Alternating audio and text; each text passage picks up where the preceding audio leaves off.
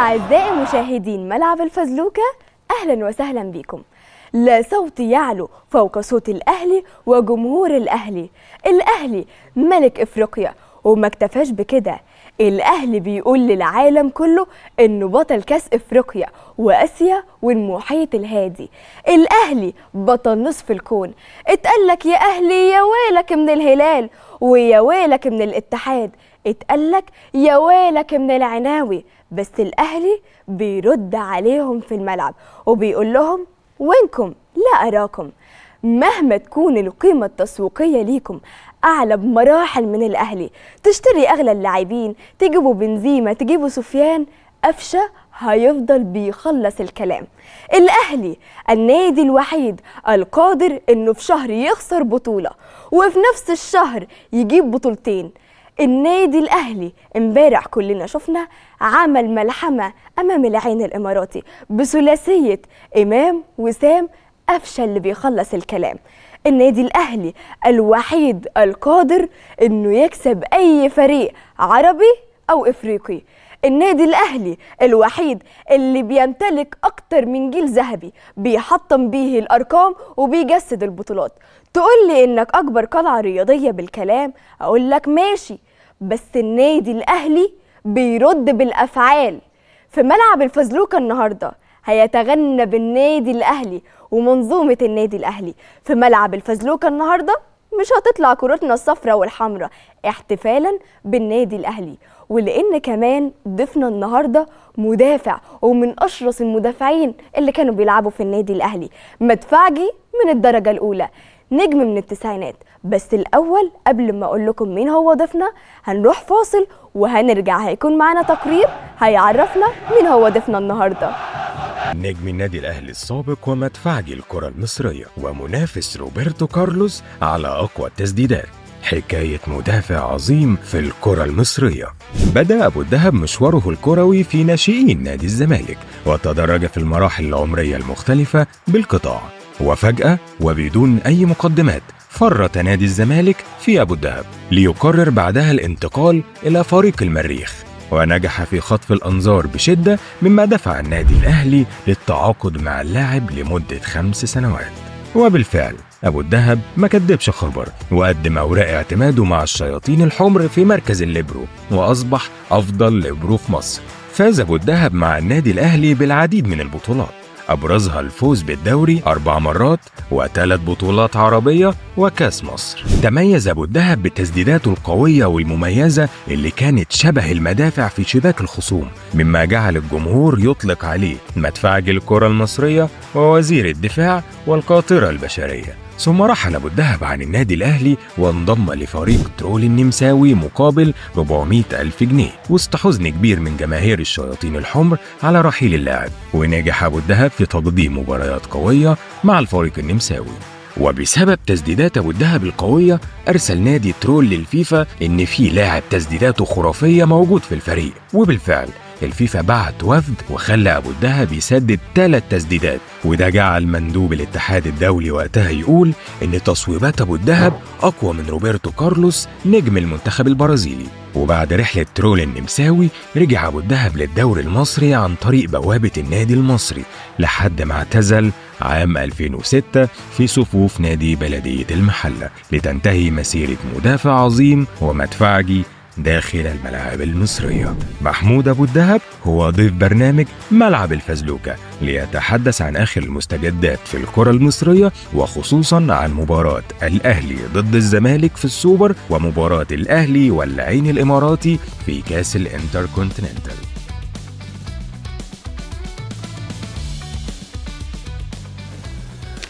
كابتن محمود أبو الدهب، أهلا وسهلا بيك، منور ملعب الفزلوكة. أنا سعيد إن أنا موجود معاك يا كنزي، وأنت فعلا مكسرة الدنيا، وبتمنى لك التوفيق، وإن شاء الله يبقى ليك مستقبل كبير جدا في الإعلام الرياضي، لأن أنت وجه جميل ومحبوبة، وشرف لأي حد يبقى موجود معاكي، وبالتوفيق دايما إن شاء الله. شكرا يا كابتن على كلامك. بس الأول ندي التقرير حقه. ايه رايك في التقرير؟ يعني انا بشكركم على التقرير، يعني كل الكلام، يعني حاسس ان الراجل كان معايا استاذ حسن بجد طبعا. لا بشكره طبعا، وبشكر فريق الاعداد لان فعلا مش زي ما انت قلت لي مش لا صوت. لا مش صوت لا. بس دي حقيقه، واللي حصل ده كان حقيقه فعلا، وقال التفاصيل بالظبط. ان انا كنت طبعا بلعب الزمالك، وبعد كده رحت المريخ البورسعيدي، وبعد كده لعبت بقى في النادي اللي انا كنت بحلم فيه من صغري، ان انا ابقى لعيب كره قدم في لعيب في النادي الاهلي. اكيد. وده كان حلم حياتي، والحمد لله انه اتحقق، وانا سعيد بيه جدا. لان انا دايما يمكن انا بقولها والله يا كنزي، اللي بيحب ربه يلعب في النادي الاهلي. يعني اللي انا بكلمك بصراحه، اللي ابوه وامه يعني راضيين عنه يبقى موجود في النادي الاهلي، لان ده شرف لاي لعيب ان يلبس تيشيرت الاحمر ويشارك ويقف على المنصات ويعمل تاريخ كبير جدا في البطولات. سيبك من الماديات، انا شفت في الانترو بتاعك وانت بتقولي ان الصفقات وان انت اعلى تسويق مش بالفلوس. لا، انا حبي للنادي الاهلي ان انا عندي منظومه، ان انا بفكر كل يوم ان انا اخد بطوله، كل يوم ان انا ابقى على منصه التتويج. صح. ده تاريخ.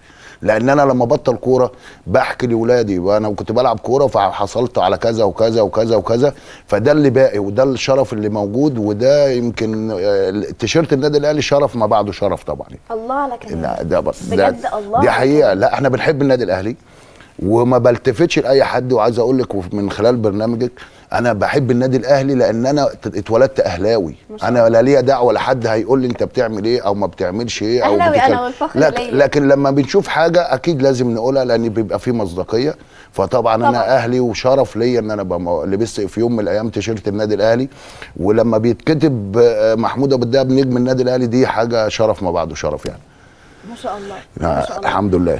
شفنا ملحمه امبارح، شفناها طبعا. ملحمه الاهلي امام العين الامارات 3 امام وسام قفشه.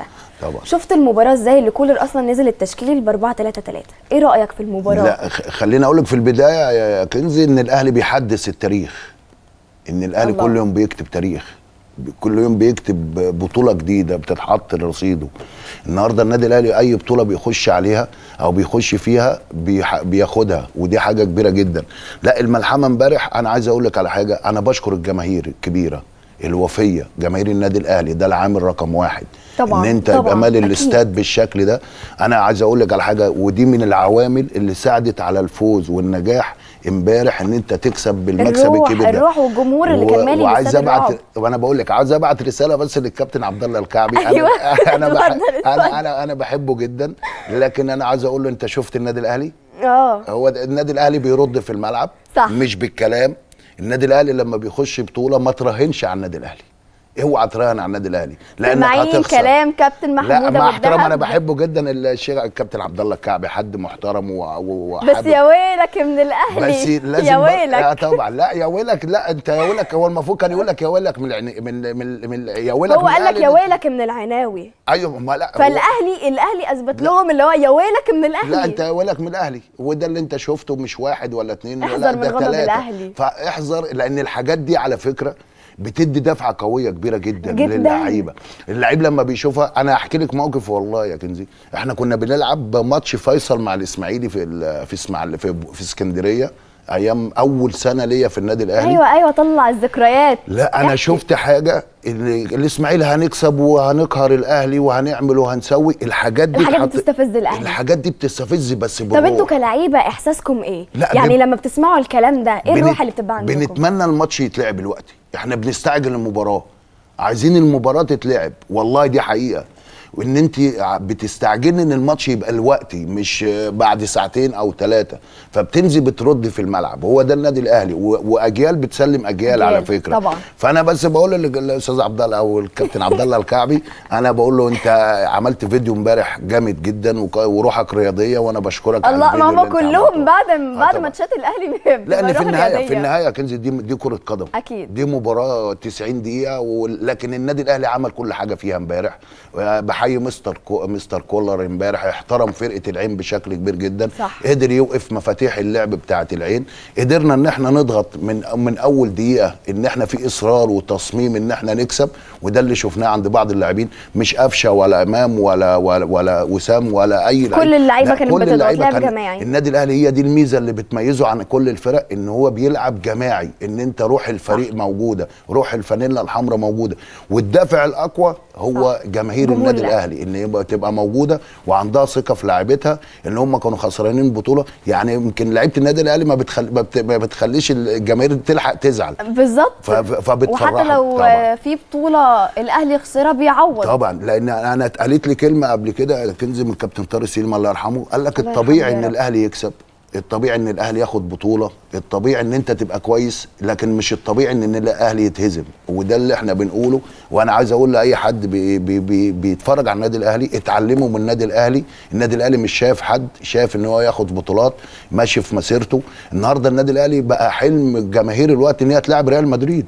فدي حاجه بتدي اللعيبه طاقه وقوه اعلى، ان انت توصل لاعلى مكان ان شاء الله. صح.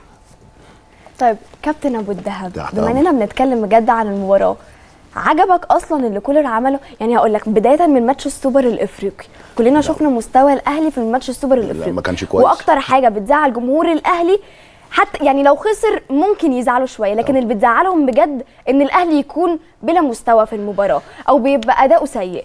دي حاجه زعلتنا في السوبر الافريقي. جينا لعبنا بعديها الماتش اللي مع سيراميكا كليوباترا في نص السوبر المحلي السوبر المصري، وبرده كسبنا، بس الاداء ما كانش افضل حاجه بالنسبه للجمهور، وبرده كان متضايق.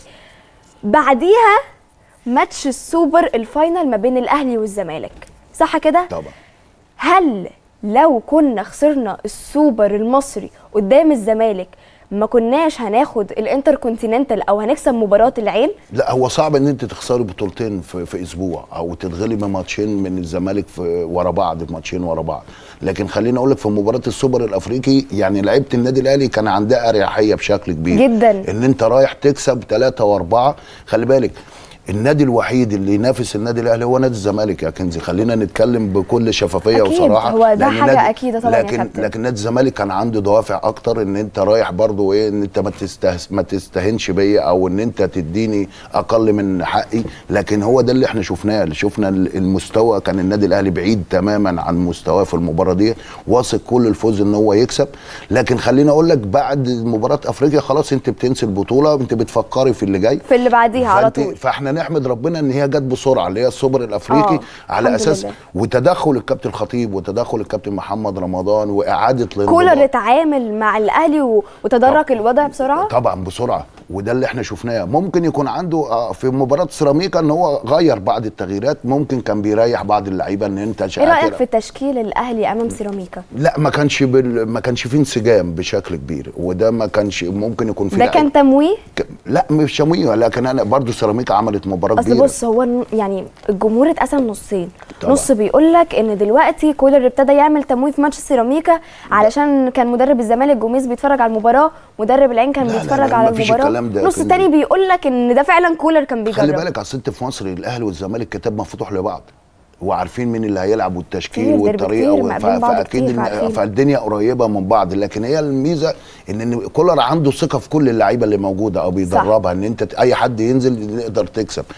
لكن هو الانسجام كان غايب شويه على لعيبه النادي الاهلي في مباراه سيراميكا. لكن لما مباراه الزمالك، يمكن مباراه الزمالك كان الزمالك برضو عنده دوافع كبيره ان هو يكسب، كسبان السوبر الافريقي وعنده دافع ان هو يكسب. لكن خطه جوميز وخوفه وقلقه من النادي الاهلي في المباراه دي، خلي بالك ان النادي الزمالك يعني الشوط الاولاني بالذات كان ممكن تحصل نتيجه تاريخيه، ان لو وسام ابو علي احرز وحسين الشحات. هو كانت اللمسه والفينش، هي كان في تسرع، اللعيبه عاوزه تكسب، استعجال، عايزين يلحقوا يسجلوا، عايزين يرتاحوا طول المباراه، بس ده ما بيحصلش. لكن خليني اقول لك ان المباراه كانت كبيره بين الاهلي والزمالك في نهائي السوبر. المباراه كانت 50-50، كان فيها كفاح بشكل كبير جدا، خلصت بضربات جزاء، ودي يمكن ادتهم دفعه قويه ان انت تكسب مباراه العين، ان انت كسبان السوبر المصري، فادت لعيبه الاهلي الدوافع والقوه ان انت تكسب مباراه العين الاماراتي.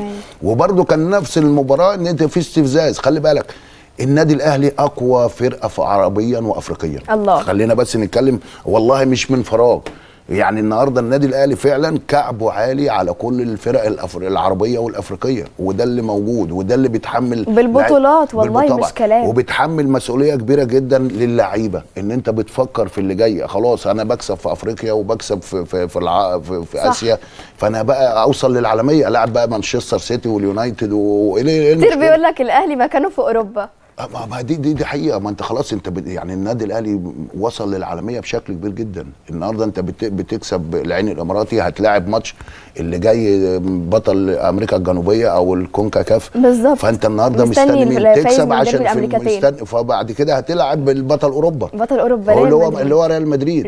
ليه ما عنديش؟ وبعدين خلي بالك انت كمان ريال مدريد مش في حالته اللي احنا شفناه، يعني برشلونه لسه خسران من برشلونه 4-0 ومش في مستواه اللي احنا بنشوفه. واحد ممكن يقول لك ابو الدهب ده مجنون بيقول ايه ان ده، لا ما كتير بيتكلموا كده يقولوا لك الاهلي هيقابل ريال مدريد، الاهلي هيخسر وهيشيل. احنا ما عندناش الثقه، احنا ليه ما عندناش ثقه في ده بطل وده بطل فعلا. ماشي، انا بطل افريقيا والوقت كسبت بطل اسيا، اصبحت بطل اسيا وبطل افريقيا وبطل نص الكره الارضيه. هو ده الواقع اللي احنا بنعيشه بالظبط، ده حقيقة. عشان الناس ما تقعدش تقول لك اصل دي حاجات افريقيا اسيويه. لا، انت العين ده فرقه كويسه كسبانه النصر في الدور قبل النهائي، بطل ابطال اسيا. فانا لما اكسب كده يبقى انا بطل ابطال العالم بقى. العالم ده اللي مش بالكلام يعني بالافعال. انا اكبر قلعه رياضيه بس بالافعال. هو ده اللي انا كنت جايه لك فيه. ما هو ده بالافعال. هو ده اللي انا قلته في الانترو. لكن الاقوال دي سيبك من الورق، وان انا اضحك على جماهيري واقعد افكر في جماهيري واقول لهم ان انا كذا. لا، بيضحكوا عليهم بكلمه اكبر قلعه رياضيه. لا، ما تضحكش على حد لان الجماهير فاهمه. صح، لان في ناس طب واللي بيردد المقوله دي؟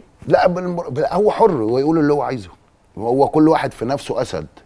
لكن على ارض الواقع لا، على كلها كذب في كذب كلها كذب في كذب. مين البابا على ارض الواقع؟ الاهلي، النادي الاهلي. لا الاهلي ده بابا في مصر وفي افريقيا ودخل على اسيا. صح، حتى لما شفنا في ماتشات الاتحاد السعودي الناس والمحيط الهادي، يعني ما انا بقول ده دخل على المحيط احنا هنخش على المحيط الهادي والمحيط الميت ده دخل على العالم كله. لا الاهلي فعلا بيفرح مصر. خلينا نتكلم من الاهلي رافع الرايه المصريه بشكل كبير جدا، لان في النهايه نادي مصري. وعايز اقول لك على حاجه والله يا كنزي، من خلال اللي انا بتكلم فيه، ليه الزمالك والاهلي والبيراميدز والمصري لما بيلعبوا في بطولات افريقيا لازم يكون علم مصر موجود زي ما بنشوف، لانه بيلعبوا باسم مصر. لان انت غصب عنك شئت ام ابيت انا بلعب باسم مصر، لان انا نادي مصري. الزمالك بيلعب بنادي مصري، الاهلي بيلعب بنادي مصري، المصري كده، البيراميدز، اي فرقه. انا اتمنى زي ما بنشوف ريال مدريد او بنشوف برشلونه او اليوفنتوس او اي فرقه، او انا لما كنت محترف وبلعب في بطوله اوروبا كان العلم اللوجو بتاع النادي وجنبيه العلم بتاع البلد اللي انا فيها. أيوة. هو ده اللي لازم يبقى موجود الفتره الجايه ان شاء الله. صح كده يا كابتن. طيب ايه رايك في وسام ابو علي؟ يعني لحد دلوقتي وسام ابو علي يعتبر لاعب موسم ونص طبعا. في نص موسم وسام ابو علي مكسر الدنيا، هداف الدوري لحد دلوقتي مع الاهلي باللي هو بيعمله. كبير. هيجي اكتر من وسام؟ لعيب كبير ووسام عنده اكتر من كده. وعلى فكره الاهداف اللي بيجيبها دي يعني بتحمله مسؤوليه كبيره جدا. صح. لان الجماهير مستنيه منه اكتر. خلاص انا بقى هداف النادي الاهلي، ولقينا ضلتك فيه ان احنا كنا بندور على فيرود بعد ما جه موديست ومشي، وكهربا ان هو بعيد عن مستواه. كهربا حاليا فعلا بعيد عن مستواه، لكن ان شاء الله يرجع بعد ما مشكلته اتحلت مع مستر كولر والكابتن محمد رمضان. لكن وسام من اللعيبه كويسه جدا وبمسانده لعيبه، واتمنى يكون في كور عرضيه كتير، وان وسام ما يخرجش بره ال 18 لان انت بقيت هداف. صح. وعلى فكره العين هتبقى عليك الفتره الجايه وهتلاقي مراقبه جديده. بس كتير بنشوف وسام ابو علي هو اللي بينزل يستلم. ما هي دي ميزه، لان دي خطه كولر او كولر، ان هو بيحاول ان انت وسام يبقى ممسوك، ممكن ياخد السردباك معاه. صح. ممكن حد بيكمل زي امام عاشور او بيرسي تاو او حسين الشحات او طاهر او اي حد، ان انت بتفضل الناس اللي بتيجي من تحت ان هي ممكن تجيب جوان. ودي خطه المدير الفني، وده ذكاء. ان انا يبقى ممسوك ممكن اخد الفرقه السردباك معايا او الراجل اللي ماسكني اخده لتحت، على اساس ان انا اعمل حاجه مثلا اخلق مساحه لبعض اللاعبين هي تيجي من تحت ان هي تكمل يعني. تمام. انك برضو بتتكلم عن امام عاشور. امام عاشور بيتعرض لانتقادات كتير الفتره الحاليه، وان انت مستواك ما جابش نص مستواك في ناديك القديم وكل الكلام ده، وخصوصا بعد كمان هدف امام عاشور اللي جابه ده هدف عالمي. هدف عالمي على فكره. كان عنده اصرار، يعني خلي بالك ميزه في امام عاشور ان كل مباراه عايز يجيب جون. صح. ودي حاجه كويسه. واللعيبه على فكره بتزعل لما بتبقى خارجه ومش جايبين جون ولا عاملين حاجه. هو زعلان، هو عايز يجيب، هو في قرارة نفسه او في داخله ان هو عايز يكسب الفرقه. او صح. عايز يجيب جون، لان الجماهير مستنياه، ان هو عايز يفرح مع الجماهير، هو فرحان بجماهير النادي الاهلي وجماهير النادي الاهلي حباه. يمكن عايز اقول لك على حاجه، يمكن برضو انا سعيد جدا بوجود الكابتن محمد رمضان مع امام عاشور واللعيبه دي. اللعيبه دي محظوظه، لان انا اتعاملت مع الكابتن محمد رمضان بشكل كبير جدا، بيقدر يديهم نصايحه، بيديهم خبراته، وده اللي احنا شفناه حتى النهارده حلقه امام عاشور. ما دي برضو من اسباب ان انت يبقى عندك التزام. برافو ما عليك. انا بكلمك بصراحه حقيقي. خلينا نتكلم، انت لعيب كوره، ركز في الملعب، ركز 90 دقيقه ان انت تكسب، مالكش دعوه ارمي السوشيال ميديا او ارمي الجماهير ورا ظهرك. ما تفكرش ان في حد ينقدك، انت كده كده هتتنقد، انت كلاعب كوره هتأدي. دي حقيقة لكن والله يا كابتن. الدور اللي عليك ان انت كسب فرقتك، يبقى مستواك عالي. وانا شايف المباراه دي او مباراه الزمالك ومباراه العين رجعت امام عاشور لمستواه الحقيقي، لمستواه الحقيقي. انه لازم يبقى اساسي في منتخب مصر الفتره اللي جايه، ولازم يأدي احسن من كده ان شاء الله. لكن انا مش عاوز ان هو يفكر في الجماهير يعني او الانتقادات كتير، لان انت كنت بتلعب في الزمالك، فواضح ان انت هتتعرض لحاجات كتير جدا يعني. تيجي نفصل شويه من أمرك. شغل الاسئله، بس في حاجه بقى دلوقتي. اتفضلي.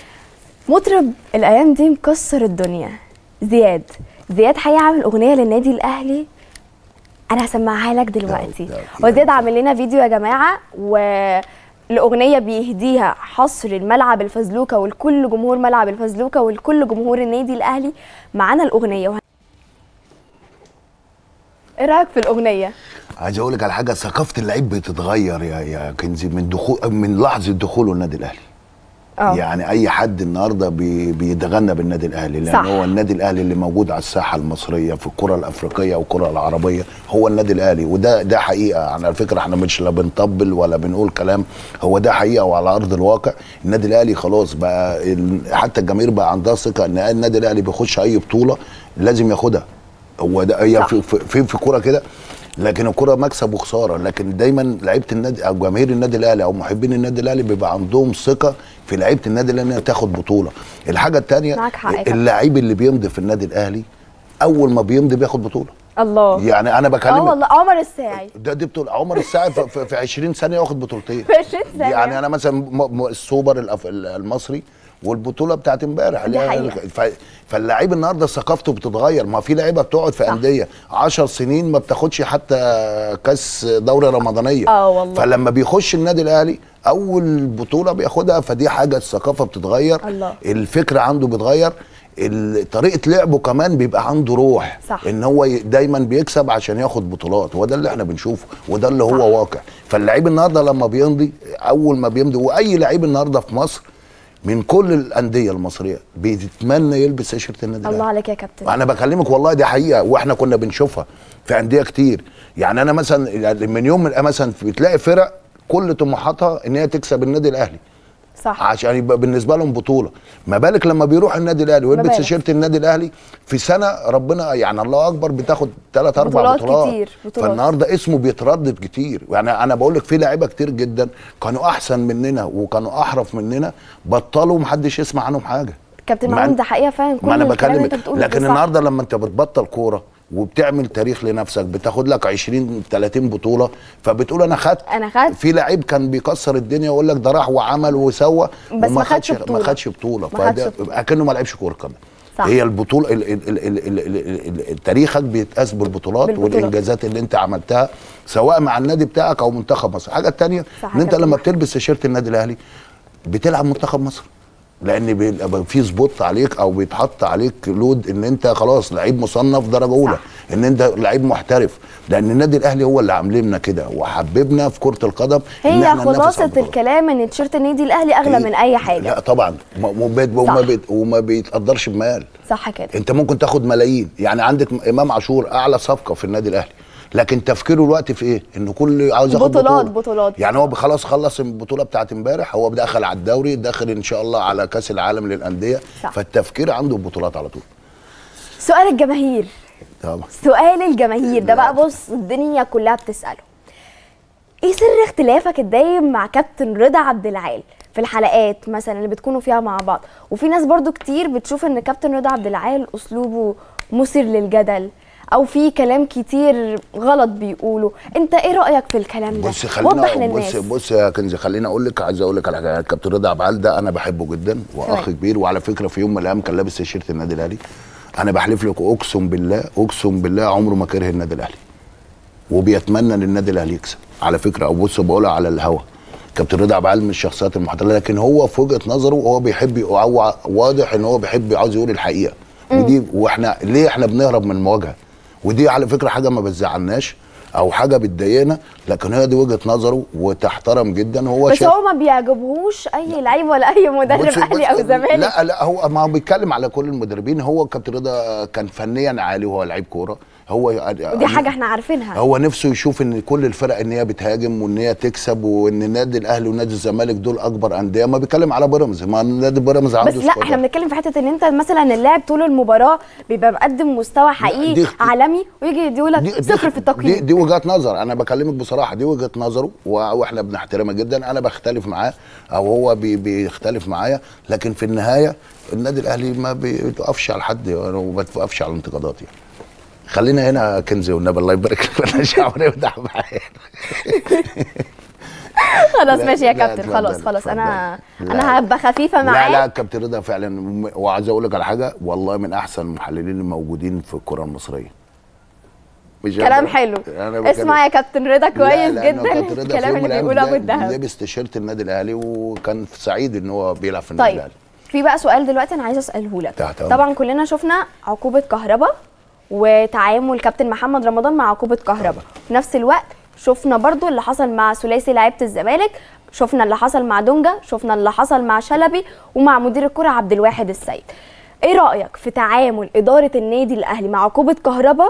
وايه رايك في اداره الزمالك في تعاملها مع اللي صدر من لعيبه الزمالك؟ هنبقى محقين ولا نتكلم؟ طب خلاص تعال نروح فاصل ونرجع. خليك ترد على السؤال ده. هيرد. نروح فاصل ونرجع لكم تاني. ورجعنا لكم مرة تانية من الفاصل، ومش ناسيين سؤالنا اللي سألناه الكابتن محمود أبو الدهب. رد على السؤال اللي هو سؤال. ما انت سألت سؤالين. سألت سؤالين في بعض. سألتك بص من الآخر أنا عايزة مقارنة ما بين تعامل مجلس إدارة النادي الأهلي مع موقف كهربا وتعامل إدارة نادي الزمالك مع موقف لعيبة الزمالك. وطبعا بنشكر رئيس الإمارات، طبعا دولة الإمارات إخواتنا الأشقاء علشان خاطر الإفراج عن لعيبتنا. يعني تشكري القيادة المصرية وأكيد اللي هي تدخلت. خلي بالك لأن أنت بتتعاملي مع دولة قانون يعني في الإمارات. صح. إن إحنا مش هعمل مشكلة في الاستاد، وإن أنا ممكن أعتدي على فرد أمن جاي يأمن الاستاد. دي حقيقة. وبعدين أروح أحب على راسه وأقول له متشكرين وعفى الله عما سلف. صح، اكيد ده قانون. لا وده كل بلد وليه قانون. فاكيد ان لعيبه الزمالك يعني وعد درس بشكل كبير جدا، ان انت النهارده فرقه كبيره، ومن ان احنا مدعوين ان احنا طبعا في غلط كبير جدا. وكان كان يستاهل العقوبه شهر حبس. لا أصلاً. مش قلت يستاهل، انا ما اعرفش القانون هناك ايه او الدنيا مشيت ازاي، لكن خليني اقول لك انا كنت اتمنى ان كان اتحاد الكوره اشوفه في المشكله دي. ودي انا كنت حاجه بجد انا فعلا بتمناها. كنت ممكن تعرض ليها لعيبه الاهلي او لعيبه بيراميدز او لعيبه سيراميكا زي ما حصل مع لعيبه الزمالك، لكن خليني اقول لك ان ده درس ودرس قاسي جدا. لكن دوله الامارات ومصر اشقاء بشكل كبير جدا، لكن هو القانون هناك قانون. وما تهربش من السؤال اللي هو المقارنه. لا ما فيش مقارنه، انت كنت لازم تعتذر. يعني اداره الزمالك كانت لازم تنزل بيان اعتذار. كان متاخر شويه. هو اتاخر لان كان في تعالي وفي كبرياء، خصوصا ان الزمالك انت كنت مدعو اصلا، انت مش رايح بطل. ده اللي انا كنت عايزاه. ما انا بقول لك انت مش رايح بطل، انت راجل مدعو زي ما بتقول ان انت في عريس وعروسه، وان انت رايح بكارت ذهبي ان انت رايح تشارك، فما تعملش مشكله. ويمكن اللعيبه حست بده بعد اللي حصل في الاحداث. فانت ادركت ان انت فعلا ان انت بتروح هناك في دول قانون، بتتعامل باحترام وبتحب او تحترم مواطنيها، مش زي عندنا في مصر ومعلش وشكرا لكن انا تعامل. لكن في بيعدوا هنا. لا ما انت بتعدي هنا وشكرا وبتعمل تصالح وتمشي. فهناك اتفاجئوا من اللي حصل. طبعا لان الراجل تمسك بحقه يعني. لكن طب ايه رايك في كهربا؟ كان لازم يعني، وده اللي انا كان لازم العقوبه على كهربا. طبعا ان انت ما ينفعش مهما كنت انت مظلوم، واحنا عارفينك ان انت مظلوم ككهربا، ان انت ما بتلعبش والراجل بيفضل عليك بعض اللاعبين، لكن ما ينفعش ان انت ممكن ترد على المدير الفني، ما ينفعش، او ترد على مدير الكوره بهذا الالفاظ او الشكل اللي حصل. والعفو عن العقوبه دي والعقوبه دي هي اللي جابت البطوله. لان اللعيبه انا كنت سعيد جدا بتضامن اللعيبه مع كهربا، حاسه ان هو عنده كابتن. وعلى فكره الحاجه الحلوه في لعيبه الاهلي، لا اللعيب ممكن يزعل، وانا اللعيب اللي ما بيزعلش في بلغه الكوره كده يا كنزي انه ما عندوش دم، ان هو ما بيلعبش. انا صح. اسف في اللفظ، لكن لو همه الفلوس وخلاص بقى يلعب ما يلعبش. ان انا مش زعلان، ان انا مش فارق معايا. لكن انت النهارده العقوبه دي هترجع كهربا تاني لان ان شاء الله، لان لازم احنا بنقول عايزين مهاجم مع وسام ابو علي. كهربا لو شارك، وانت كنت من اسباب ان النادي الاهلي في 2022 23 ان الاهلي ياخد بطوله افريقيا وانت ما بتلعبش فروت، لكن كنت بتأدي بشكل جيد، لعيب كبير. النادي الاهلي كمان لازم العقوبه كانت تحصل، ان انت خلاص يعني في عفو، ان انا مثلا بدل مليون جنيه بقى نص مليون جنيه. ودي حاجه كويسه، يعني تعامل جيد. طبعا ده موقف جيد من النادي الاهلي خلاص، لان اللعيبه ممكن تكون اتكلمت مع الكابتن محمد رمضان او اللعيبه الكبيره وخلاص يا كابتن، واحنا موتنا وخدنا البطوله. ودي كانت حاجه كويسه لكهربا ان هو يرجع تاني، وخلاص الموضوع اتقفل، يكون عنده استقرار الفتره الجايه النادي الاهلي. بص انا عايزه هتقول إجابة واحدة. سر رحيلك عن الزمالك، سر رحيلك عن الأهلي. إجابة من هنا وإجابة لهنا. لا، سر رحيلي عن الزمالك أنا كنت حابب إن أنا أمشي. تمام. يعني وسر رحيلك عن الأهلي؟ الاحتراف. بس كان غصب عني. يعني أنا اتحطيت في مواقف صراحة إن أنا لازم أمشي. طب وبمناسبة الاحتراف، زي ما حضرتك كنت عايز تحترف، موقف برضه عبد المنعم شبيه لموقفك، برضه مدافع، برضه كان عايز يحترف. عبد المنعم رايح فين في الاحتراف؟ عبد المنعم لو ركز وما يسيبه من الانتقادات، ويسيبه ان انت بتلعب في اوروبا وان اوروبا مش زي مصر، لا هتركز وهتاخد وقت قبل ما تتاقلم، واللغه الفرنسيه وطريقه اللعب هناك. لا لكن عبد المنعم انا شايف ان هو الاهلي اتاثر؟ لا ما تاثرش. لا النادي الاهلي ما بيتاثرش. طب وجود اشرف دايري ويوسف ايمن هيقدموا مع الاهلي؟ النادي الاهلي دايما عارف هو بيعمل ايه، عارف ان هو لو شايف انه هيتاثر برحيل محمد عبد المنعم ما كانش مشاه. لكن انت عندك بسم الله ما شاء الله، عندك النهارده رامي ربيعه اللي بيعيش احلى فترات حياته في الكوره. الله عليك يعني بيتالق بشكل وياسر ابراهيم وده مدفعجي، يعني هو ده قلب الاسد. المدفعجي لا مدافع فعلا، قلب اسد، عنده رجوله، عنده روح. كمان انت عندك لعيب دولي احنا لسه برضو ما شفناهوش، احنا شفناه امبارح بتاع 10 دقائق او ربع ساعه اللي هو اشرف داري. فاعتقد ان النادي الاهلي على فكره يحيى عطيه الله ممكن يلعب لك سيرد باك. هو لسه عندهم كتير. لا عندك كتير، وما بتتاثرش برحيل لاعب او ان لعيب يغيب او لعيب ما يبقاش موجود.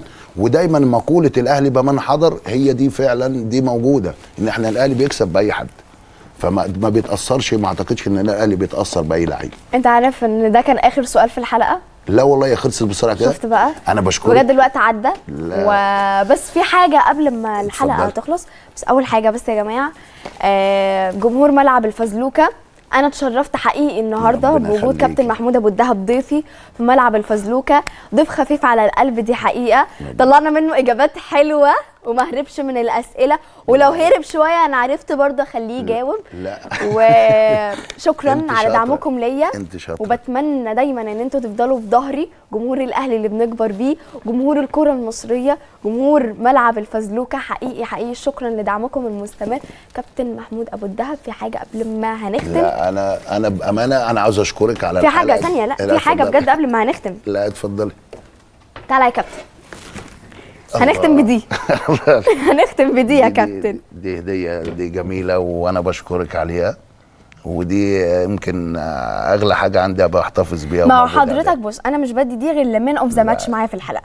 انت كنت مان اوف ذا ماتش، ولازم المدفعجي ياخد مان اوف ذا ماتش. يا جماعه هنهزر؟ ربنا يخليكي، وانا سعيد جدا، ودي اغلى هديه انا خدتها في حياتي والله يا كنزي. وعايز اقول لك على حاجه، بتمنى لك التوفيق، واتمنى لك ان انت شاطره، وان شاء الله احنا في ظهرك، واي حاجه انت هتعوزيها. وطبعا جماهير النادي الاهلي بتحبك، وان شاء الله نبقى في ظهرك دايما، ونشوفك نجمه كبيره جدا. شكرا يا كابتن على كلامك، شكرا. يلا اخر حاجه نختم بيها، هنبص هنا للكاميرا واضحك للصوره تطلع حلوه.